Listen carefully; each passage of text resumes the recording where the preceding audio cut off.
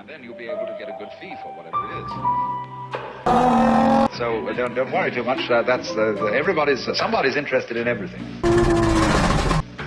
And anything you can be interested in, you'll find others will. But it's absolutely stupid to spend your time doing things you don't like.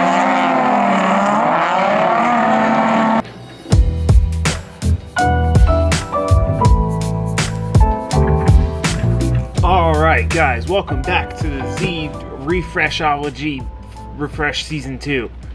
I'm trying to pretend to be one of those people who has like a name for their channel and what they do, and they say this like same thing every time. I don't know, I can't do it. Anyway, today we're finishing up the Z. We're going to take it for a test drive. We're going to go do some drift event prep, like mounting tires. We're going to help Matt with his car, and we're going to load up. So we got a lot to do, and it's already later in the afternoon, so we got to get going. We got to get cracking. No time for slacking. Haha, rhymed. Isn't that cool? Ah! Are you guys good? You still alive? Okay. So what we got to do today, I have 10K springs to replace our 16K springs. I'll kind of explain why in a second. I won't bore you too much, but we need to change those out.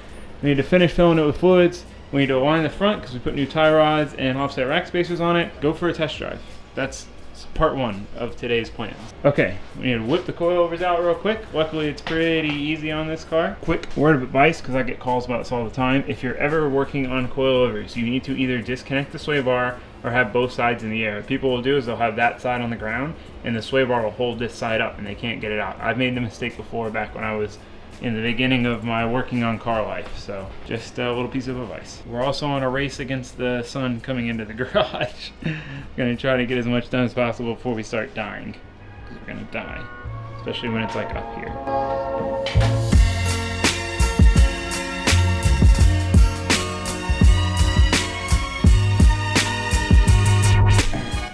4 minutes. That's pretty solid. Pretty solid. One of the things I hate the most, working on a car that is dirty underneath for no reason. My dipstick tube blew out at an event, and oil, especially on the driver's side, just everywhere underneath the car. And it drives me insane. Insane. Okay, so we're just gonna pop these springs off. We have the same length spring. Yeah. Oh no, I used 220s on this. That's okay. Pop the top nut off, top plate, washer, spring. This is actually good because I can show you guys. Well, here, first let me show you real quick. Look at the difference in the coil diameter. I don't know if you guys can really tell. One, this is a 20 mil taller spring, so just ignore that part, but look at how much thicker the spring binds actually have to be. The coils, the thickness of the material to achieve that stiffer rate. What happens there too is these become thicker, so you start to lose travel because you start to lose distance here. So you lose overall spring travel. It's not just about shock travel, it's about spring travel. So this works out though, because I'll show you guys how to preload a spring. Let's take the other one apart. I like to do things in pairs. Put your spring on, make sure the letters are up. Doesn't really matter, but for your own OCD's sake. You got one washer there, got your top plate. Spring locates in, but it's not tight enough right now. Upper washer, top nut.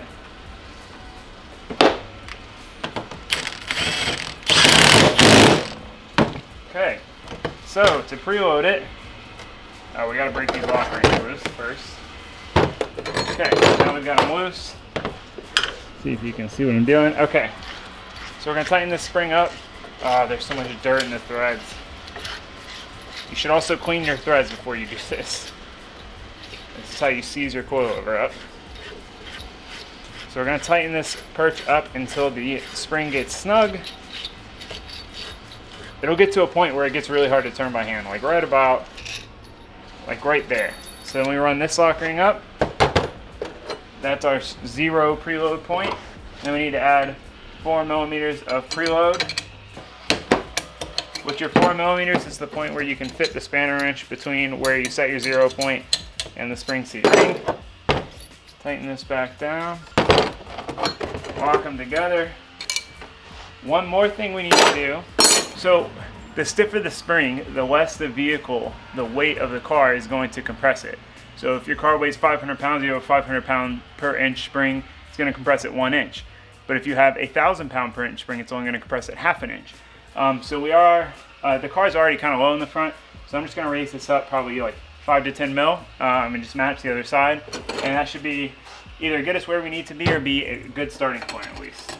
All right, simple as that. Now we reinstall. I gotta do this other one though, obviously.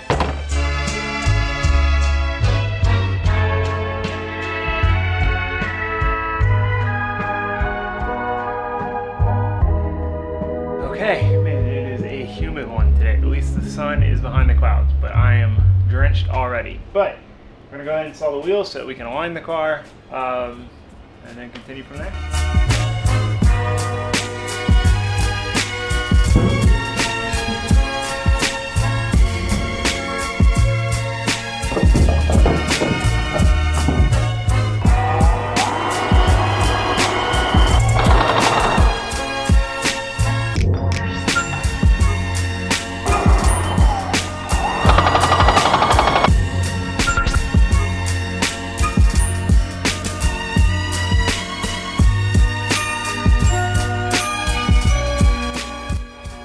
Okay, slight complication. So, I tape these just to not damage the threads, but you see how, hold on, I gotta look at this again. It looks like there's about 10 mil or so more space on the other rack spacer. Yeah, so there's that like extra 10 millimeters, and that is causing the tie rods to not be able to go short enough to bring the car to zero toe or a little toe out. So I'm gonna have to take the tie rod ends off, cut them shorter, put them back in, and then hope I can get enough adjustment out of it. We shall see. Lame. Alright, I cut the tie rods. I maxed them out in because we were having trouble getting enough toe out. This one's way out now. This one not as much. I don't know, it's kind of weird. I even the rack out by measuring the amount poking out of the rack. Don't know. Anyway, what I'm gonna do now is just kind of pull this one out. Oh, that's weird. Pull this one in and then kind of try to even them out with the quick trick alignment setup. It's starting to rain. At least we got no sun in here.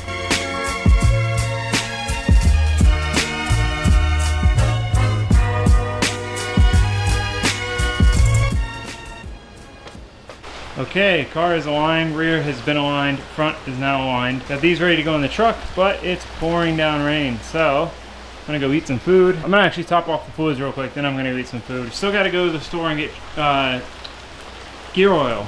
It's like the last thing we need to do before we go mount tires.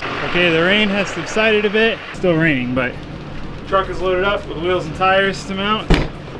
So we're ready for that. I wanted to finish filling the transmission first and do all that and go test drive it in the daylight before, but I don't know how long Matt's gonna be at the shop. He's gonna be there in about 10 minutes, like at least a 30-minute drive for me. So I'm gonna go do the tires first and then we'll finish up with the car after. I'm tired. Loading up tires is tiring. This is my first time seeing the Matt, Marco, Steven shop. Yeah. This is it. In all its glory. All its tightness. Yeah, 3 people in a shop this size is snug. That's a familiar sight, and now us not in the car.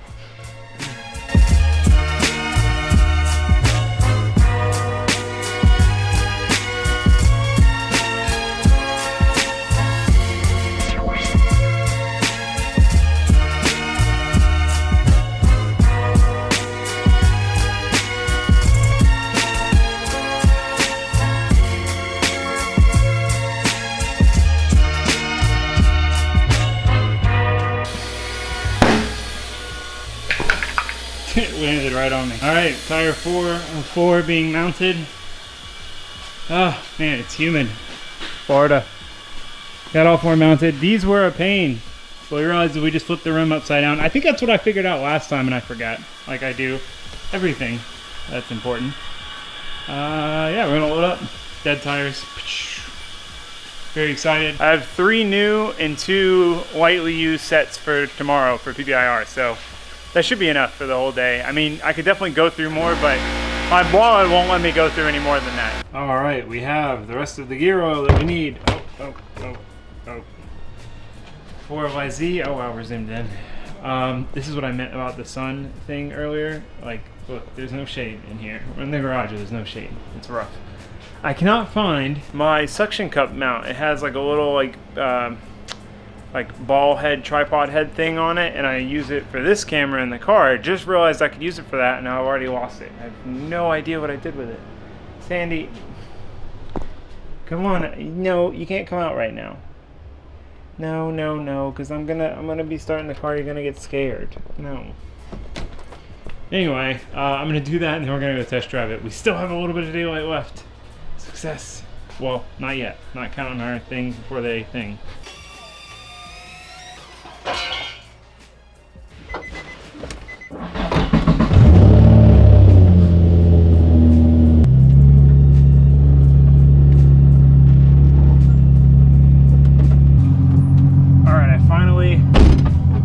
To be in a position where it's not going to fall. Well, I shouldn't say that because then it'll fall. All right. It is definitely notably louder in here without all the insulation for the transmission.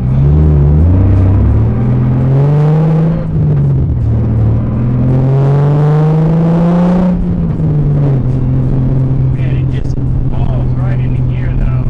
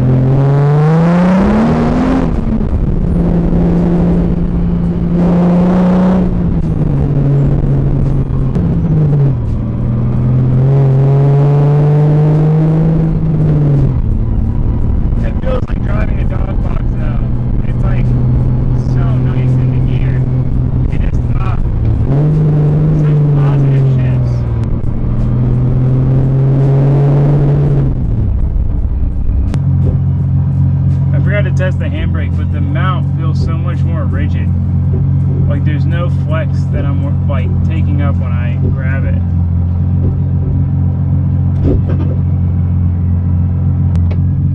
Oh, that is so nice though. Oh man, this thing is legit. Man, I can't get over this. Look how rad this thing looks. The door panels and that shifter, it feels amazing too. It feels so good.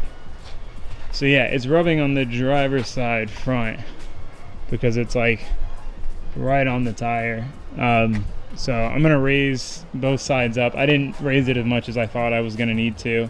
I started to raise it and I was like, oh well, it won't body roll as much now. So then it didn't rub before, shouldn't rub now, but it's so much softer now that it's rubbing. So we're gonna raise it up and then we're gonna load up. I think I might have gone too crazy. I raised it about a ½ inch at the shock with the motion ratio. It might be a lot at the wheel. But look at this sunset. I wonder if it'll, you can kind of see it. It's really pretty IRL, but you guys can't tell on the camera.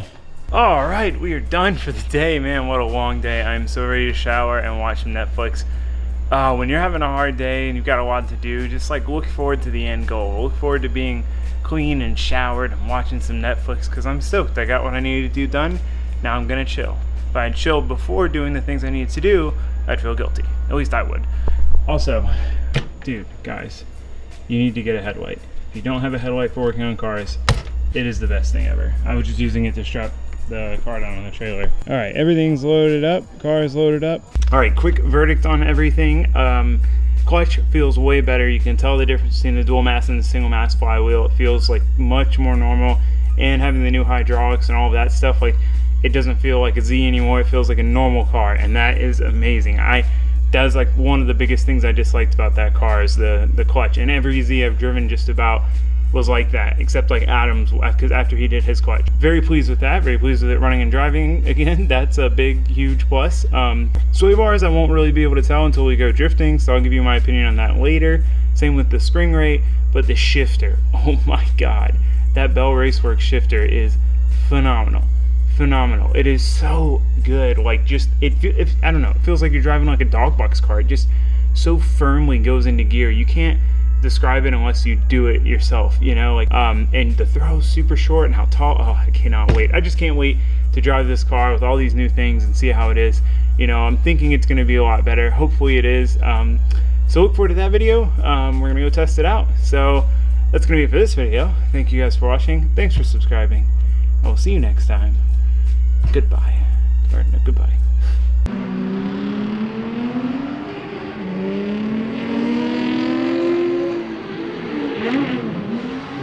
Steve, are you building?